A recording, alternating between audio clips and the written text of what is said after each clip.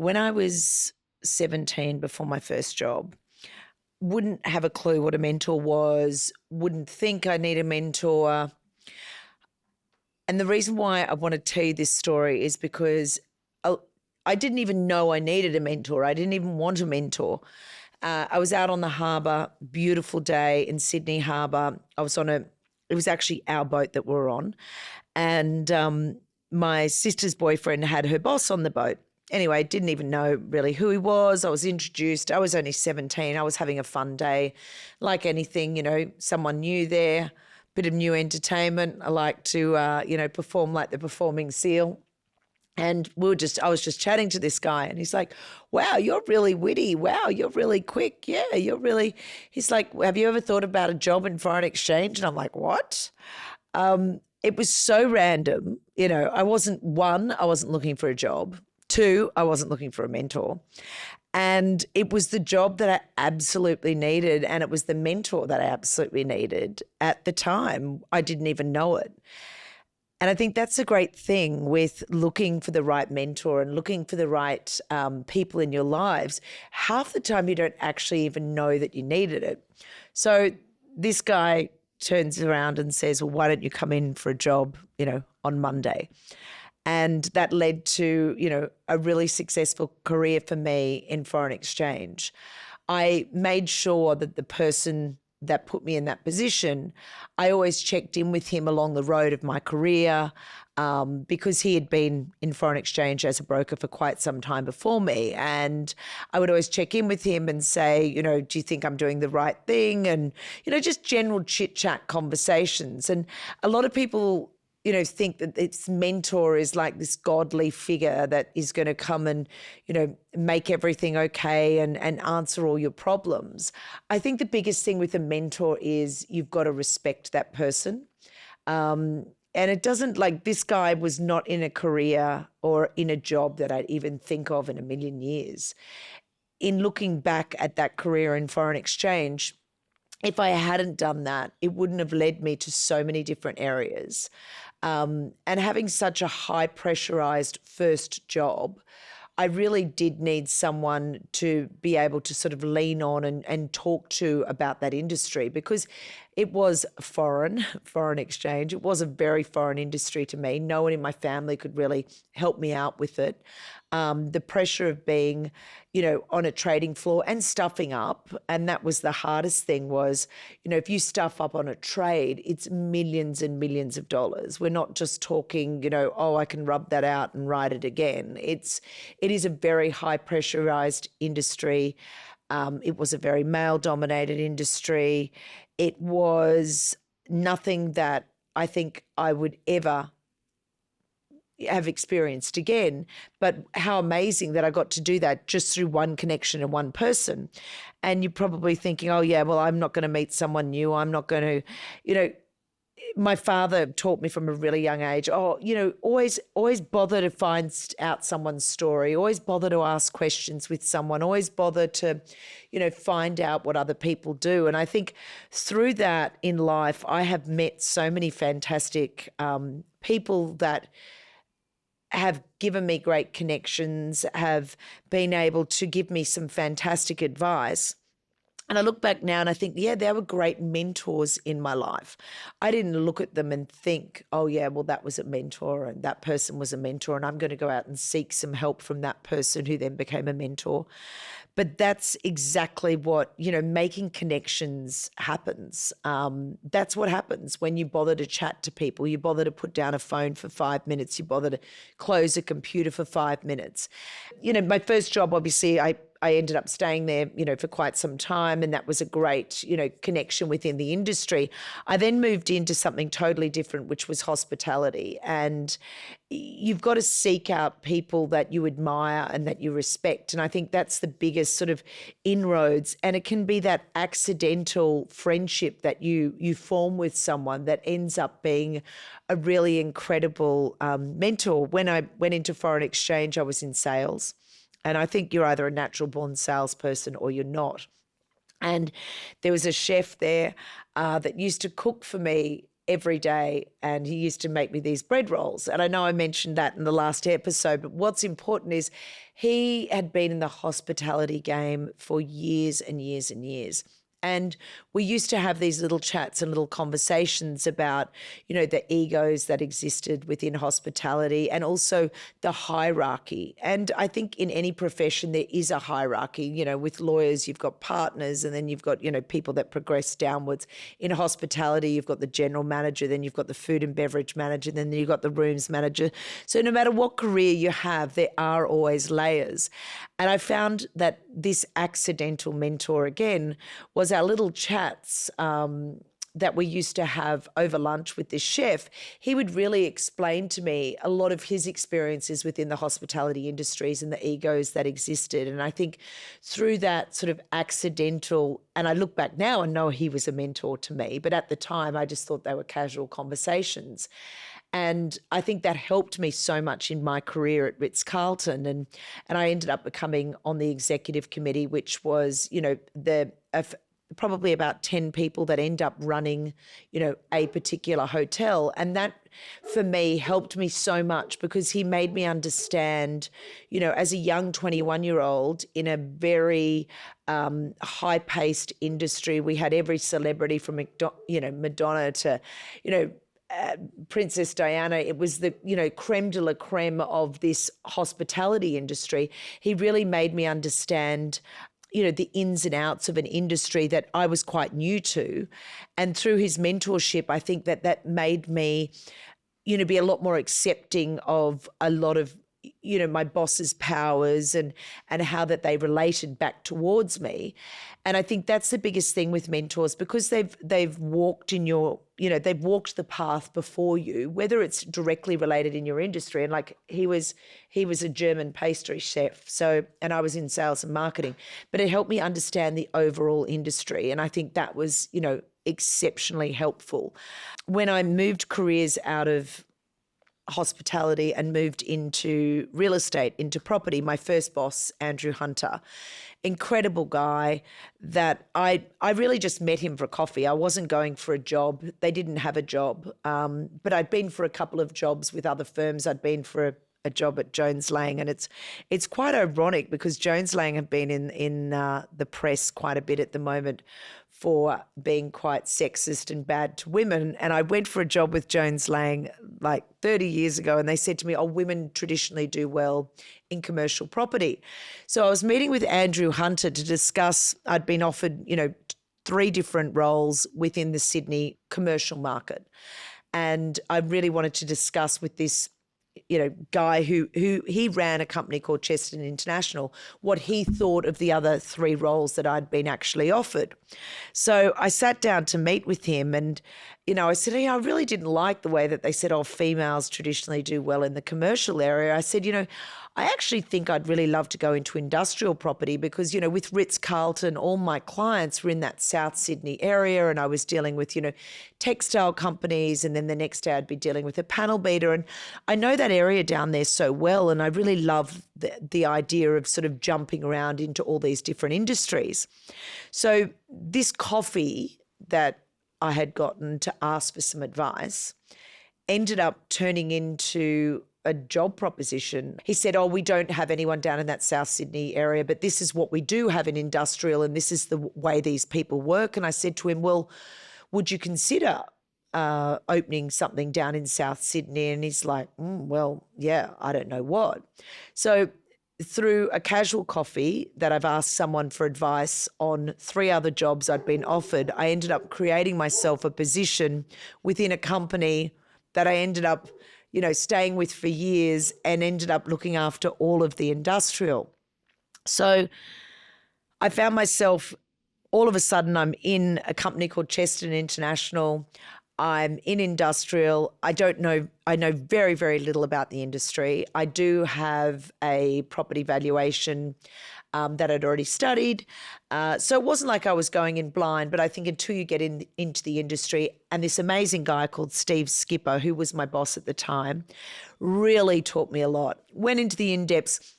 So you could look at him as just, oh, he's just your superior within the company, but he was more than that. He was a mentor.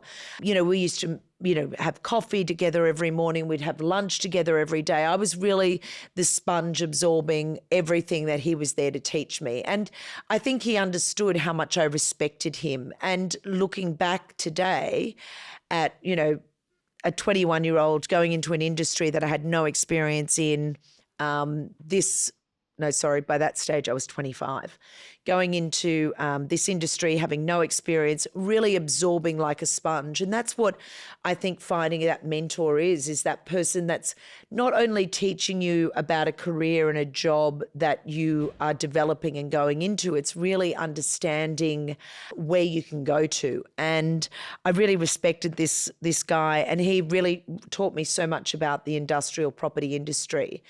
And eventually, that guy, I ended up becoming his boss. But I think we had such a great relationship. And really, I look at him as one of my greatest mentors throughout my life. And there was another, Andrew Hunter, who I had the first interview with, who sort of created that position for me and really believed in me, became another fantastic mentor in my life. And I think a lot of the time when you're in a job and you're in a career and you're trying to, gain traction within that career, you don't really understand who those mentors are and who those people that have trained you and shaped you. And it doesn't have to be an employer-employee relationship. Within that industrial property market, there was a client of mine called David Hannon, and he owned the whole Hannon printing press. They owned the Wentworth Courier, and he was a fantastic client. I used to do a lot of deals with him within, even when I first started Billy Corp, my company. But looking back, I think he was one of my greatest mentors as well. He's very pedantic. He, liked things done a certain way. And I think that made me become very adaptive and made me be able to, shift quickly to understand that, a client's needs, they're the client, they're the most important thing that's going to give you success in no matter what industry you're in. But I was in industrial property then. So that obviously created, this client relationship, but he really mentored me in a lot of ways. I'd walk around South Sydney Corporate Park, which he owned at the time, and, he'd be telling people, I don't like this. It rained last night. Do you have any leaks? So really preempting the whole time your tenants' needs, your clients' needs. And I was just starting out Billy Corp at the time. And for me, watching the way that he operated, there were things about him that I loved, which was obviously, preempting his tenants' needs and seeing what people wanted. And there were other things about him that I would observe and I didn't like. And I adapted my company with the things I didn't like as well. So with mentors, you don't have to agree with everything that they want or every way that they're trying to push you. By pushing back a lot of ways. And I would love to have a chat to David and find out, because I did learn so much from him. And a lot of the times I would tell him, look, I don't agree with that. And I think that's what's good about a mentorship. It's got to be this partnership where you're, discussing what your opinion is of something, because just because someone's mentoring you doesn't mean that they're always right, that they're always going to, push you down the right path. And when the GFC hit and things became exceptionally hard in our business and my husband came into my business, he looked at things very differently to what I had looked at sort of the previous 8 years of building this business. And for me, my employees were the number one upmost. In terms of the bottom line, yes, we're making money, yes, we're doing well, but he looked at things a lot more strategically for me. So Johnny coming into my business at that time after, we'd had extreme, no one had ever seen a global financial crisis before. Owning and running my own business, I hadn't had a wage for 2 years. I'd basically paid all my staff. And I was sort of at crossroads where I really didn't know how to build the business much more after that, because I think I'd exhausted. I'd had 3 kids. I'd gone through this whole period of not really making money. He came in again to me into the business at that time and really showed me, again, this is how you're going to make money. This is how you need to look at the bottom line. These are the things we need to concentrate on. And sometimes it's that person giving you a fresh perspective, a fresh idea that will, change a business. And especially when you are starting your own business, there isn't a really great framework or network. And I don't think you need to find people that are, I was in industrial property. And fortunately enough, for me, my husband had always been in industrial property as well. So he obviously brought that expertise. But you don't necessarily need to have someone in the exact same industry. They could be, you could form a little bit of a a board meeting once a month. You meet with people that all have their own business. I know, Kyle, who produces this podcast with me, we often, I'm often giving him advice and, discussing which ways, I think what he needs to do with the business. I had a good friend of mine just start a new business, which is called Stella Private. He came out of the private banking from Commonwealth Bank. And do I know a huge amount about the financial industry and, all the authorities and all the approvals you need to get? No, but I know a hell of a lot about starting a new business and what you need to do and how you need to be pivotal, not pivotal, but how you need to pivot and how you need to think. So I think, I've been giving him a lot of advice and we've been having a lot of chats about what it's like to start a new business. So the biggest thing you've got to do is be open to connection, not necessarily looking for the perfect mentor, not being afraid to approach people through LinkedIn, through, different businesses. Like I look at, Neil Perry, Margaret's. My son's a, big fisher person. I know he looks, at what he's doing in terms of his seafood and fresh fish and what he's bringing in. I think you've got to constantly be looking not outside your box, but outside your little realm as to, what connections can you make? And it's not about helping you the whole time. You might inadvertently go out to help someone else and you learn so much.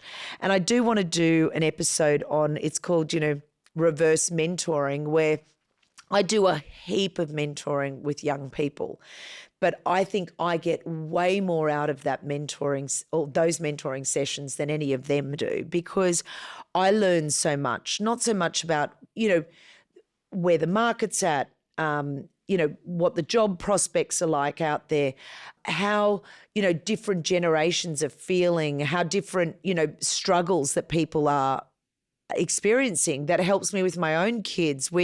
So I think, the biggest thing in life is about connectivity. Yes, you want to find mentors, but you might have 5 or 6 different mentors. I look at someone like Paddy Kite. He comes in and trains me 3 days a week. And he's a 23-year-old kid that basically, and I'm calling him a kid, he's starting his own business.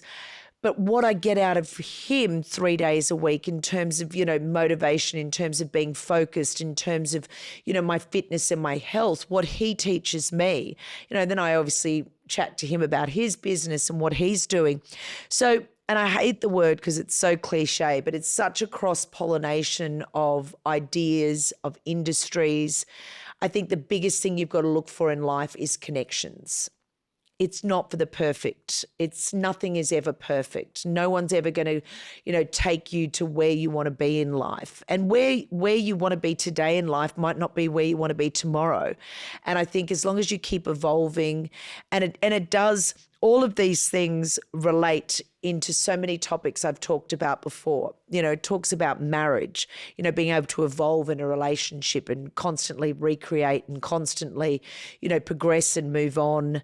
And, become, not one person, but, obviously to have a stable marriage and to move forward, then that relates then to family, then that relates to, where you are with your job.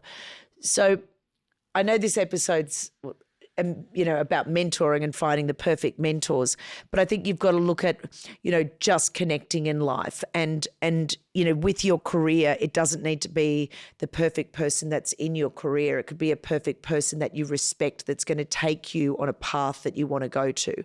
When I came out of Ritz Carlton hotels, I was really at breaking point. I was 25 years of age. I come out of a 3-year relationship. I was in possibly one of the worst points, lowest points in my life. Literally, I'd gone out with a guy that made me feel like shit every day. And I'm one of the strongest people you can meet, and to find yourself in that position, I still look back today and think, how did I get there? I didn't know who I was anymore. Neil Diamond's mother had tipped me over the edge at work. Work had just, Ritz Carlton had just been bought out by Marriott. My job had gone to shit. Literally, like, I'm looking around me and nothing was going right for me. Nothing was, where I wanted to be. I was exhausted. I had, built myself up to this career as associate director of sales and marketing. I was on the executive committee. I'm doing manager on duty, once a month. I'm staying in the hotel. I'm running the whole operation. I'm only 25 years of age. This is exactly where I wanted to be, but it's exactly where I didn't want to be. And I didn't know where to go to from there. And my dad just said to me, why don't you get away and just do a holiday on your own? And that's how I ended up, going to Italy to study a language. And sometimes you just need that break when things are really piling up on you. And I know a lot of people are in a job and it's shitty and it's not going well for them. And I had a mortgage that I had to pay. I had money that, was owed. It was a bit of like I was sort of hemmed in a situation that, I don't know quite where to go from here. And at that point, my dad was not only a dad, but he was sort of giving me advice. Nothing's ever too hard to get out of. If you can rent your house out, you can still afford to keep it. Why don't you go away, just have that break, clear your head. It was only meant to be 6 weeks and it ended up lasting for about a year and a half, but that's a whole other episode that you should have already listened to on Vodka Lectures. Yeah, the Italian boyfriend, hashtag Italian boyfriend. But this is what I'm saying.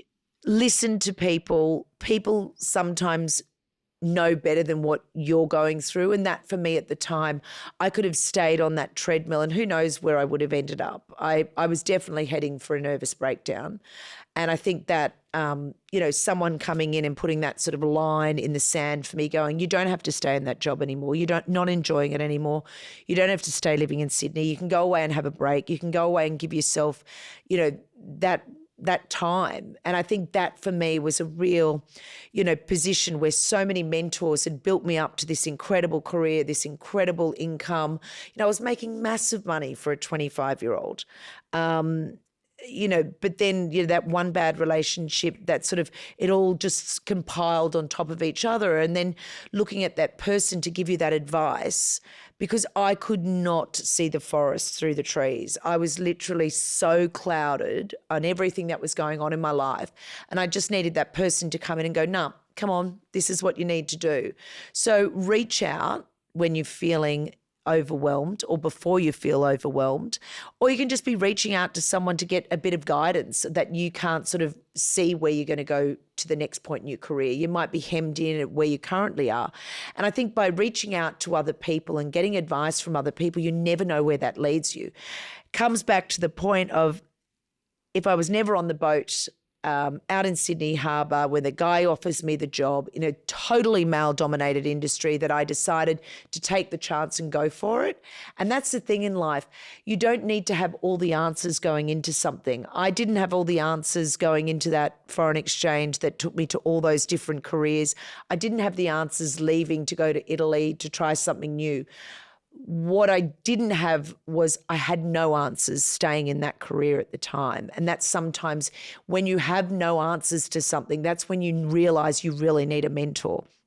So it's the accidental mentors. It's the mentors that you need when you don't know you need it. And the reason why you need it is because you're struggling. And if you are struggling, and I'm not just talking about career here, I'm talking, as a new mum. Like, my niece has got a lot of girlfriends around her at the moment, and they're used to having these big careers. They're used to going out and doing their own things, used to having all their free time, or all of a sudden to be confined with this baby. They mightn't be able to go and discuss this within their family. They don't want to admit that they're struggling. They don't want to admit. Then go and chat to someone that you know's, been a working mum, and how they coped and how they struggled. And they probably went through the exact same things that you're going through right now. So don't think of it just as a career mentor. It could be, and it could be a life coach, but it could be a life mentor. It could be someone that might have had 4 kids and might have been working at the time and might be in the same position that you're finding yourself in now. So don't be afraid to connect to strangers. Don't be afraid to look at all different avenues to lock in. Can I just have a coffee with someone?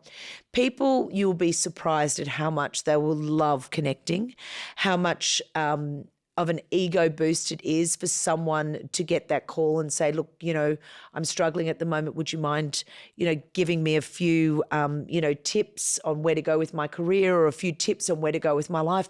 People love talking about their experiences.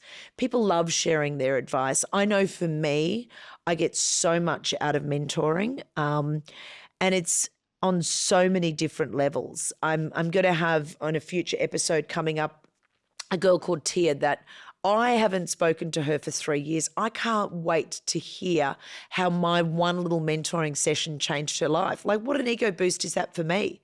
And I'm not talking that all mentors want an ego boost, but you'd be surprised at how many people want to give you their advice. So I want to bring it back for a second to Johnny joining your business. Did that come with its challenges for you guys? Yeah. Did you struggle when he first came in and started telling you how to run your own business? Can you talk about that? Because people, I find there's going to be people out there that struggle with criticism, that struggle to take the advice, and that struggle, especially people in a new business that have spent a year or 2 building their baby and they've got it to this point. It's very, very hard to let go of that control.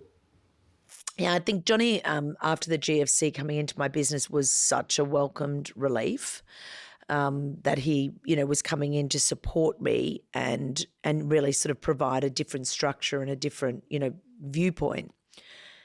But it also came with a lot of challenges. I think we could always work together. Like, that wasn't a challenge of us actually, we could work together 24/7. Like, I love the fact of, spending time around him. I think what was really challenging for me was this baby that I'd built up, Billy Corp, that I was so proud of.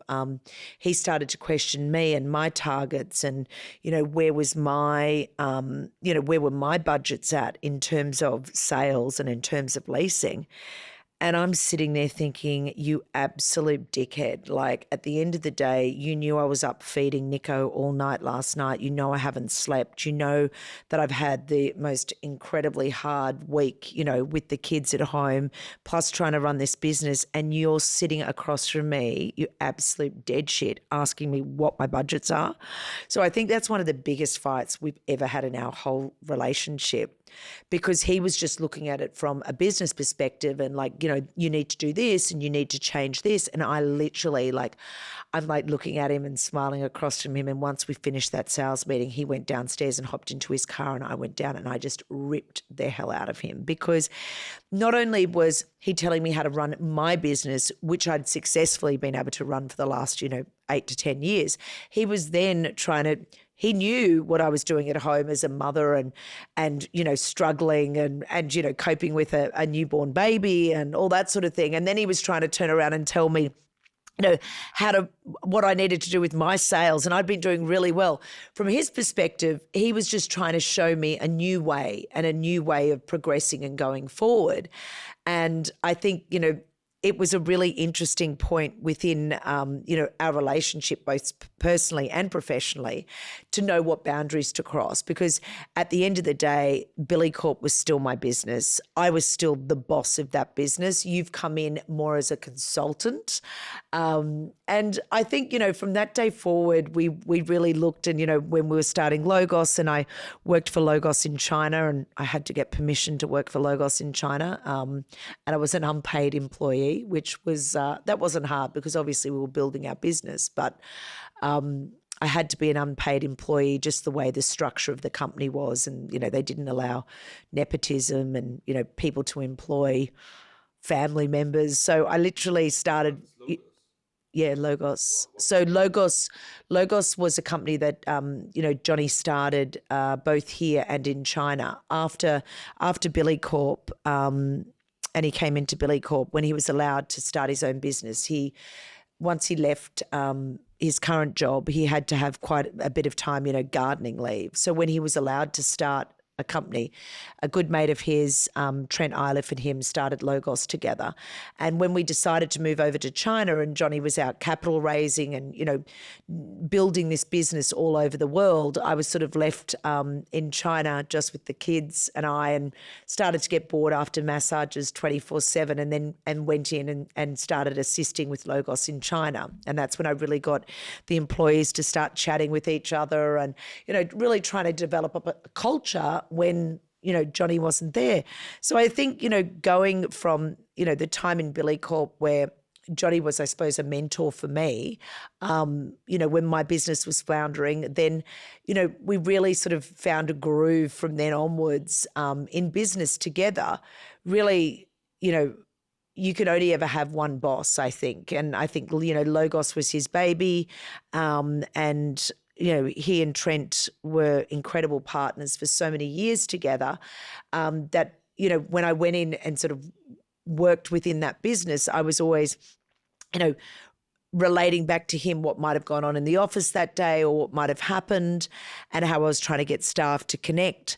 So he was always still, obviously the boss of that business. So I think the biggest thing with mentoring, it's, the mentoree relationship.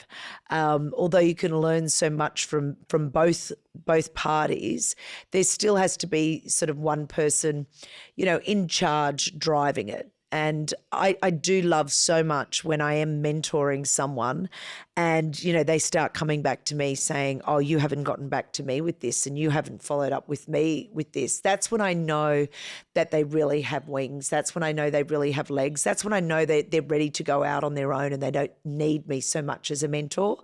And that's a great feeling to have, to know that you've brought someone in that hasn't got a lot of direction and doesn't really know where to go, to all of a sudden knowing exactly where they should be going and knowing exactly where they should be progressing.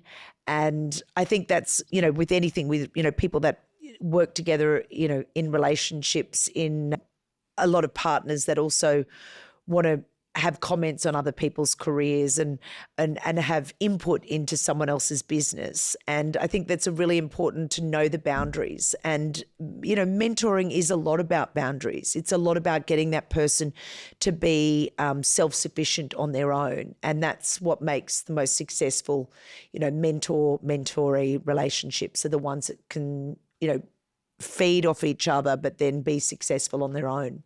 I believe in life, everything's about timing. And a lot of the time you don't realise how much you may need a mentor. And I find every single person that I have mentored, I've met them by chance. I start chatting to them. Oh, hi, what are you doing? Are you about to finish uni? Yeah, I'm third year uni. What internships have you been looking at? Oh, I'm not sure. My guy, you've got to get right on top of this. This is where we need to go. This is what we need to do. This is where you need to get your head around. So a classic example of that was Hamish. He was in third year business finance and I ended up running into him. I knew his grandfather, ended up running into him at Sal's restaurant. Next thing you know, and he is incredible. He is so diligent. We started a notes and he's just constantly on top of it. So he didn't know he needed a mentor, and clearly he did need a mentor. Another guy was in a totally different situation. He was actually struggling quite bad mentally, didn't know, where he was going in terms of career, didn't know where he was going in terms of his life. And, I happened to know his mum, got in contact with him, and we just started walking and talking, and that's how it started. And then it obviously led into career prospects and what he was doing. Classic example of not knowing that you need a mentor when you need a mentor. And that's the problem with a lot of people are caught in their own heads. And as soon as you can start verbalizing something and talking about something, that's when it becomes clear. Because I've found through mentoring, 99.9% of the time, you know what you need to do. You know where you need to go. You know what you want. But it's just through discussion and chatting with someone. So it's got nothing to do with finding the perfect person that's in the career that you want to go to, because how many times do people change careers? It's really just about starting a conversation with someone and them talking through what you might need. And look, a lot of people say, oh, I went to a psychologist. Same sort of thing. It's almost that person that you're talking through what you want out of life. You're talking through where you want to go. And that's what you got to think about with mentorship. Sometimes you don't even realize you need it. You mightn't find the perfect person straight away. You might have 5 different people you meet for coffee once a month. And it might be for all areas of your life. So keep an open mind. Take advice, like the colander system. Take advice from all different people, put it in the colander and shake it out at the bottom. And that's hopefully what's going to give you strength and what's going to help you, progress in your career, progress in your personal life. Everyone wants to make a better them. Like, aren't we all about that? And certainly with me, I recently got a new manager, and, for me, Morgan is amazing because he's talking me through areas that I'd never think in my life. He's putting me, in front of different corporates that I never thought I would be put in front of. So you never know what tomorrow brings, and that's what mentoring is about. And being mentored by someone is about opening new avenues and putting new thought processes in your head, and that's really what it's about. So go out, make connections. It mightn't be the perfect mentor straight away. You might have multiple mentors, and can't wait to hear the successes. Make sure you DM me, tell me your stories, tell me, ask me advice. I'm here. I'm happy to hear it. And if you know anyone that's struggling at the moment, it might be personally, it might be professionally, or even in a rut. You're just in the same old. You hear that person whinge about the same thing. Maybe they just need a mentor to shift their mindset. Good luck with it. I know where it's taken me. I can't wait. And, I might have another 50 mentors in my lifetime, but I'm open to it. I'm open to new advice. And I think that's the most important thing. That's it for this week's episode of Wildly Appropriate, because I'm so appropriate, don't you think? Remember, the right mentor can change your life, and the right network can open doors you never thought existed. Until then, stay wild and appropriate, okay? Auntie Chrissy says appropriate, and keep learning from everyone around you.